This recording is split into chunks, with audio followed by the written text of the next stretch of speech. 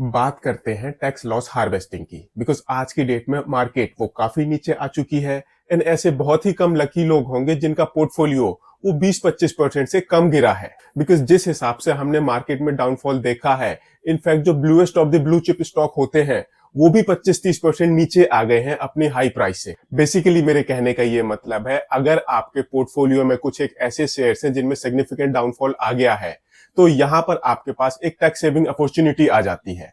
कैसे?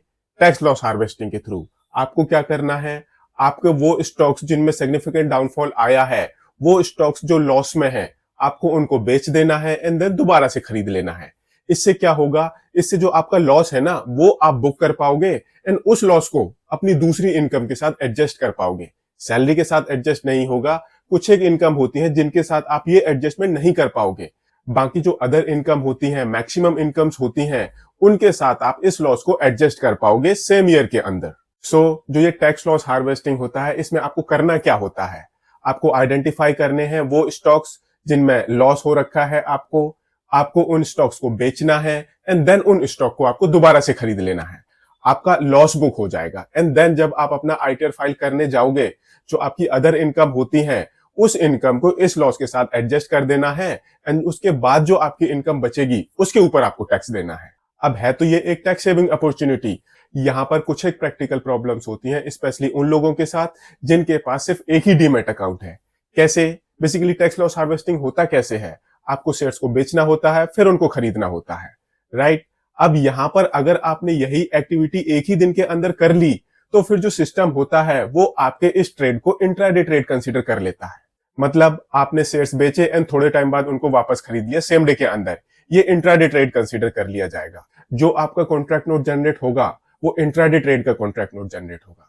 ये एक बहुत बड़ी प्रॉब्लम है एंड काफी सारे लोगों को ये बात नहीं पता। अब इसका बेस्ट वे आउट क्या है? इसका बेस्ट वे आउट ये है दैट आप एक दिन शेयर्स को बेचो, दूसरे दिन शेयर्स को खरीदो।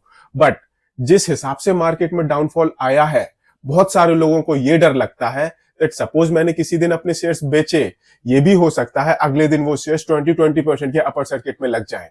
इसके बहुत ज्यादा चांसेस है एंड आज की डेट में इस बात पे काफी सारे लोगों को डर लग रहा है। अब यहां पर अगर आपके पास एक से ज्यादा डीमैट अकाउंट होते तो आपको क्या करना था? आपको एक डीमैट अकाउंट में उन शेयर्स को बेचना था, दूसरे डीमैट अकाउंट में उन शेयर्स को खरीद लेना था। यहां पर आई एम अज्यूमिंग आपके पास उतना फंड है, तब आपको कोई प्रॉब्लम नहीं होगी। तो फिर क्वेश्चन आता है अब क्या करें? तो यहां पर दो केसेस हैं। एक तो है आप सेम डे में उतने ही अमाउंट के शेयर्स और खरीद लो, आपकी क्वांटिटी डबल हो जाएंगी एंड अगले दिन जो आपकी पहले वाली होल्डिंग है उसको बेच दो। बेसिकली स्टॉक मार्केट में फीफो सिस्टम चलता है। यहां पर मैं अज्यूम करता हूं आपके पास रिक्वायर्ड अमाउंट ऑफ फंड है। नाउ अब अगर आपके पास रिक्वायर्ड अमाउंट ऑफ फंड नहीं है, तब आपके पास और कोई ऑप्शन नहीं रह जाता। आपको एक दिन शेयर्स बेचने हैं एंड दूसरे दिन उन शेयर्स को खरीदना है।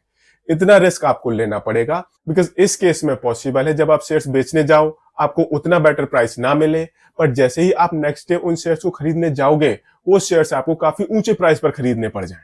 ये सिचुएशंस उनके साथ होगी जिनके पास सिग्निफिकेंट फंड नहीं है एंड यही सिचुएशन मैक्सिमम लोगों के साथ होगी। सो नाउ अब इसका जिस्ट क्या निकलता है? अगर आपके पास सिग्निफिकेंट फंड है, एक ही डीमैट अकाउंट है, तब आपको क्या करना है? पहले आप शेयर्स बाय कर लो, नेक्स्ट डे उन शेयर्स को बेच दो।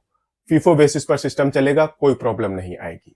दूसरा, अगर आपके पास सिग्निफिकेंट फंड है, आपके पास more than one demat account है, तो फिर आपको क्या करना है?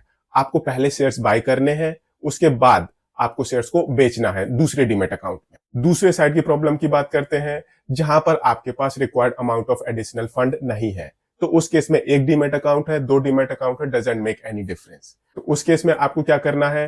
पहले शेयर्स बेचने हैं एंड देन उसके बाद नेक्स्ट डे उन शेयर्स को बाय करना है। यहां पर आपको वो रिस्क लेना ही पड़ेगा। ईयर एंड आ गया है, टैक्स लॉस हार्वेस्टिंग करके आप significant amount of tax save कर सकते हो अगर आपकी एलिजिबल इनकम्स है तो। एंड इसके रिगार्डिंग अगर आपको कोई और इशू है, कोई प्रॉब्लम है, इस वीडियो को कमेंट में जरूर लिखें। अगर ये वीडियो पसंद आया हो तो इसको लाइक शेयर जरूर करें एंड चैनल को सब्सक्राइब करें। Thank you.